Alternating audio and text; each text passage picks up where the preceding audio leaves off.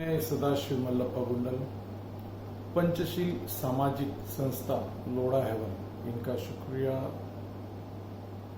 अदा करता हूं, जिन्होंने जन जागरूक फाउंडेशन मंच को एक 26/11 के दिन संविधान दिवस पर हमें गौरवान्वित किया, हमें सम्मान दिया। इसके लिए मैं उनका शुक्रगुजार हूँ। मैं कदम जी जो वरिष्ठ पत्रकार है और प्रकाश चौगुले जी, राठौड़ जी, इनका भी शुक्रिया अदा करता हूँ। मैं कुछ कहना चाहता हूँ आज के दिन में। जो हमको ग्रंथ दिया गया है, जो पुस्तिका दिया गया है, जो न्याय के बारे में, ये एक अंबेडकर साहब ने हमें एक चेक दिया हुआ है। तो ये चेक को हम कैसे एनकैश करना है, ये हम पर डिपेंड है, ये राजकर्ता के ऊपर डिपेंड है। क्या हम इसको एनकैश कर पाए? क्या इस पुस्तिका, ये जो न्याय है, जो सामाजिक, राजनीतिक और आर्थिक न्याय के बारे में जो बात किया था, वो आज इम्प्लीमेंट हो रहा है? इस सोचने के लिए ये सोचने की बात है। आप देखिए, जो भी न्याय के बारे में बात हुआ है, उसका इम्प्लीमेंटेशन, आप कोई भी एक क्लॉज लिख लिया आपने, अगर आपके ऊपर अत्याचार हुआ है या आपके ऊपर कोई संस्था ने किया हो, अपने आप दोस्त ने किया हो या किसने भी किया हो, तो हम अगर न्याय मांगना चाहे तो आप देखिए कैसा है वो। पहले तो समझो आपके ऊपर किसी ने हमला किया और आपको जाना है पुलिस स्टेशन, तो आपको पहले घर वाले रोकेंगे और यार बोलेगा वो स्ट्रांग आदमी है, क्यों लड़ना है उनसे।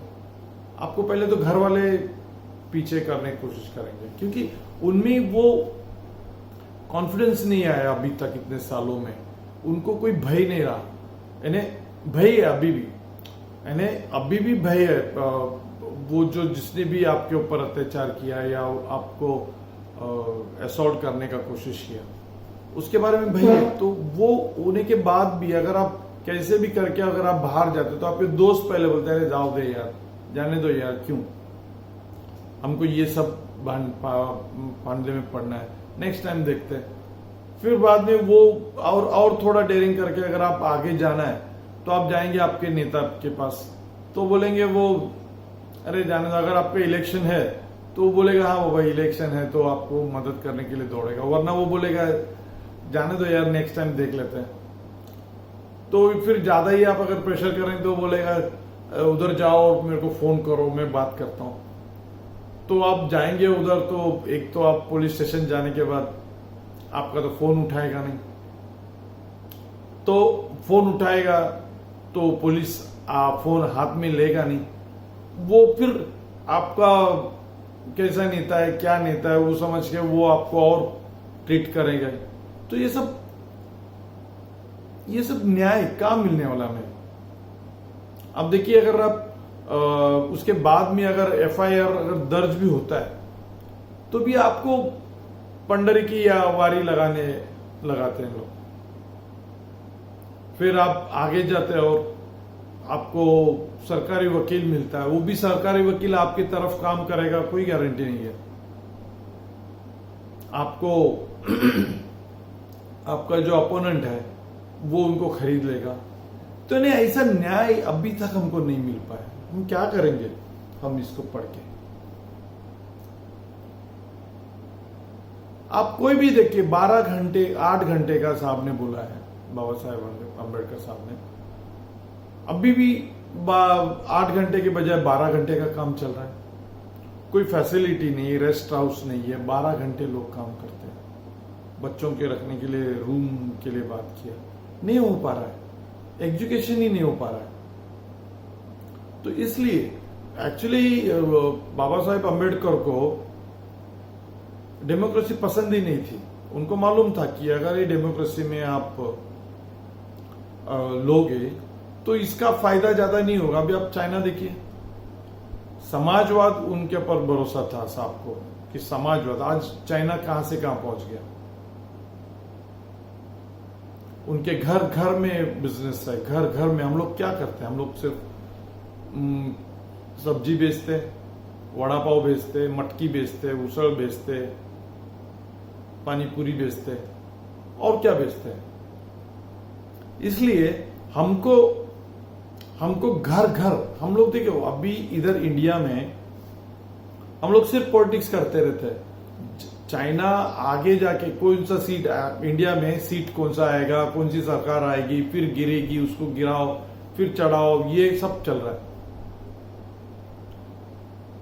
तो उनमें ऐसा नहीं है। उन्होंने देश में ही, हमने बहुत सारे अच्छे अच्छे बड़े बड़े कंपनियों को ताले लगवाए।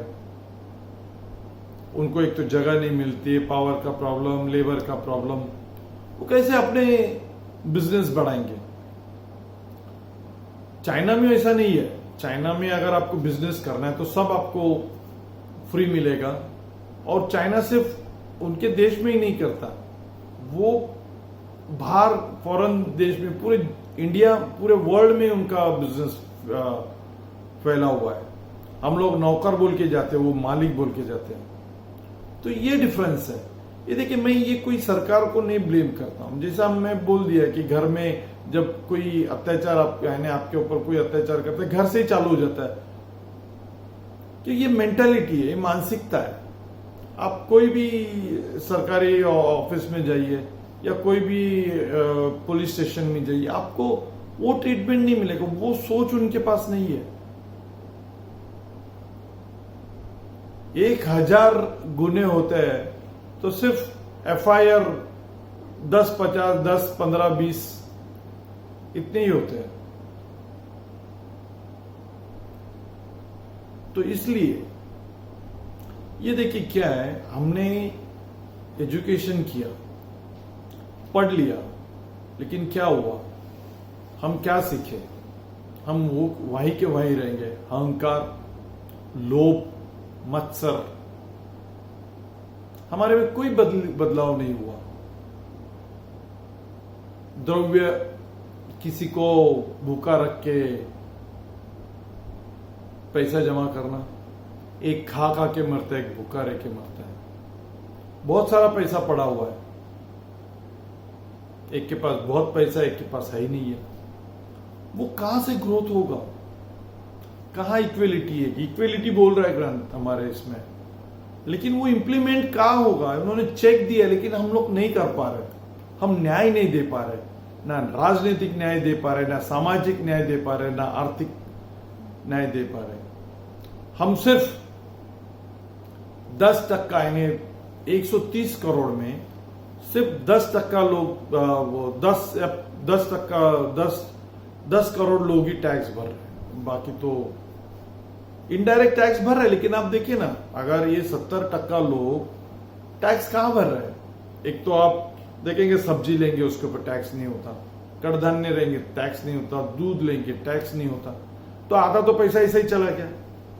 तो टैक्स किस पे भरेंगे? साबुन लेंगे उसके ऊपर भरेंगे। It is not sufficient. इसलिए कोई भी सरकार की अगर ग्रोथ हुआ है तो इतना ही देखना है कि उन्होंने टैक्स बेस कितना बढ़ाया, कितने लोगों को टैक्स के अंडर लाया। टैक्स तभी भरेंगे जब उनका इनकम होगा, उनके पास बिजनेस होगा, उनके पास काम होगा। चाइना में घर घर टेक्नोलॉजी है उनके पास। हम कोई टेक्नोलॉजी नहीं लेना चाहते।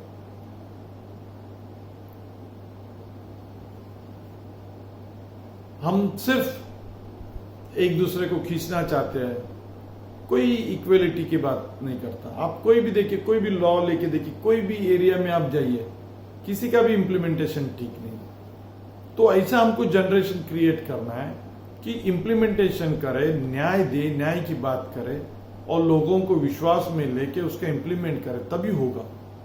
जब 70% लोग अगर टैक्स के ब्रैकेट में आ जाएंगे, उनकी कमाई होगी, तो बाकी 30% जो लोग हैं, जो 30% भरते हैं, उनका भी टैक्स कम हो जाएगा। 1 लाख करोड़ 2 करोड़ लोगों को एम्प्लॉयमेंट दे सकता है। आज आप देखेंगे हर राज्य में महीने में कम से कम 50,000 करोड़ रुपया का पैसा सिफन होता है। मैं महीने का बात कर रहा हूं, हर राज्य में। मुंबई और दिल्ली जैसे तो 1 लाख करोड़ बोल सकते हैं आप। सिफन बोला तो चोरी होता है या कोई डाका डालता है, ऐसा नहीं है। ये सरकार के खजाने में नहीं आ रहा है वो पैसा। इसका बहुत सारा उदाहरण मैं दे सकता हूं। तो इसलिए अगर सरकार को मजबूत बनाना है तो इन 70% वालों को अपॉर्चुनिटी देना है, उनको इक्वालिटी देना है, ताकि वो भी टैक्स के ब्रैकेट में आ जाए। तभी हम सबका भला हो सकता है। और बाबा साहेब ने जो हमें ये जो चेक दिया है उसका, और ये सब कब होगा? जब आप सही आदमी चुनोगे। सिर्फ एक ही आदमी देश को नहीं बदल सकता। सही आदमी को लोकसभा में भेजना है, सही आदमी, आपका सही नेता ढूंढना है, आपको भी सही रहना है। पैसा साइकिल होता है। अगर आप पैसा दोगे, अगर पैसा दोगे, समझो अभी आपका पगार है देंगे, तो सीधा फिर वो पैसा सरकार के पास आता है। अगर वो व्हाइट हो, आज गरीब लोग को पैसा क्यों प्रॉब्लम है? क्योंकि दे आर कॉस्ट सेंटर। वो पैसा जो देंगे हम, वो फिर से सरकार के पास आएगा ही नहीं बोल सकते हम, क्योंकि वो किधर से किधर चोरी होता है, किधर से क्या है वो सब। जब तक ये टैक्स नहीं भरोगे, सरकार के पास रोलिंग नहीं होगा, तब तक हम लोग कॉस्ट सेंटर में रहेंगे। तो नया नया टेक्नोलॉजी लाना है, सरकार को पॉलिसी चेंज करना है। सब्जी नहीं, घर घर बिजनेस करना है, घर घर टेक्नोलॉजी करना है, चाइना के जैसा। जिस टाइम लगेगा थोड़ा, लेकिन हमारा विचार अगर आप चेंज करेंगे तभी जाके देश बदलेगा, वरना नहीं। अगर सिर्फ हम देखेंगे, आप देखिए देश में 18,00,000 करोड़ रुपया बैंक में ऐसे ही पड़ा है अनक्लेम्ड, और 2 लाख करोड़ कैश का बात कर रहा हूं, वो निकम्मे बेटों ने उसको निकाल लिया है। और बाकी प्रॉपर्टी का कुछ आप हिसाब ही नहीं लगा सकते। किस लिए कमाना है इतना सारा? कमाइए, आपका कमाई से 10 लोगों को काम मिलेगा, लेकिन अवैध कमाई कभी भी नहीं। टैक्स भरो, जो भी आप कमाओगे टैक्स भरिए। चोरी करो, टैक्स भरो, कोई प्रॉब्लम नहीं है, लेकिन टैक्स भरो। टैक्स के बिना देश कभी भी आगे नहीं आ सकता। हमको सर्विस नहीं है, हमको ड्यूटी चाहिए। Service is not defined. अगर हम चाहते हैं ये पॉलिटिशियन फोकड़ में काम करे तो गलत है।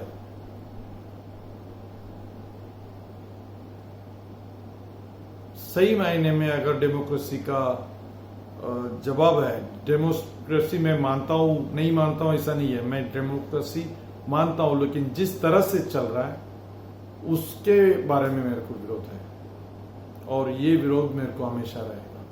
जब तक ये विरोध सिर्फ तब होगा, मिट जाएगा, जब मानसिकता हर के दिमाग का जो मानसिकता है, वो मानसिकता अगर चेंज हो जाएगा तो श्योरली मैं बोल रहा हूं कि भारत एक सुपर पावर अमेरिका के आगे भी जाएगा। और वो पोटेंशियल है हमारे में, वो पोटेंशियल है, और एक दिन जरूर आएगा। हमें बहुत हर एक को जोर शोर से इस विषय में काम करना है, और भारत देश को इस अंडर प्रिविलेज जो गरीब लोग हैं, अभी भी उनके पास लाइट नहीं है, कपड़े नहीं है। अभी हमने आदिवासी एरिया में उन दिवाली सेलिब्रेट किया, उन्होंने कभी लाइट नहीं देखा, उन्होंने कभी फटाके नहीं देखे, उन्होंने कभी मिठाई नहीं देखी। इतनी बुरी परिस्थिति में हम लोग लाखों करोड़ों हमारे बैंक में पड़े हुए हैं। एक बोनस लेते हैं, लेकिन वो पूरा बैंक में ऐसे ही पड़ा है, उसे 50,000 रुपया खर्चा करते, बाकी बैंक में ही पड़े। वो माल्या नीरव मोदी जैसा चोरी करके पैसा उठा के लेके जाता है, और हम बैंक में रहे। अगर वो बैंक से निकाल के अगर मार्केट में आ जाए, जैसा क्रेडिट में अमेरिका में होता है, उस तरह से इधर भी क्रेडिट पे होना चाहिए, तभी तो बिजनेस फ्लर होगा। 100 रुपया 1,800 टक्का बढ़ेगा अगर वो मार्केट में आएगा। तो अगर वो बैंक में रखेंगे तो सिर्फ 7 से 8 टक्का आपका ग्रोथ होगा।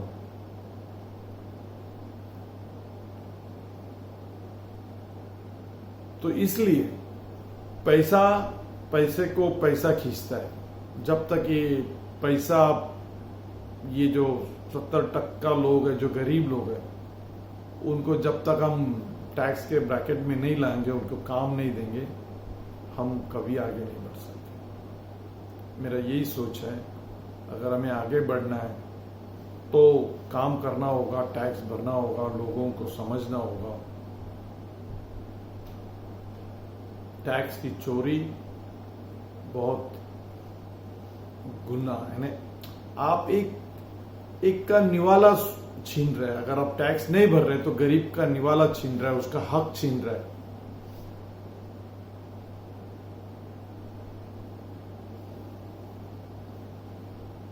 क्या करेंगे आप बैंक में इतना सारा पैसा? रोलिंग होना चाहिए, लोगों को मजदूरी मिलना चाहिए, तब जाके हम एक सुपर पावर बन सकते हैं। इतना बोल के मैं अगेन थैंक्स करता हूँ पंचशील सामाजिक संस्था को, जिन्होंने मुझे सम्मान दिया। और मैं 2 शब्द वहाँ भी बोला, ये जो यहाँ बोला वही मैं वहाँ बोला। तो आज मैं अपना विचार प्रकट किया आपके सामने। थैंक यू, आपने मुझे सुना। जय हिंद।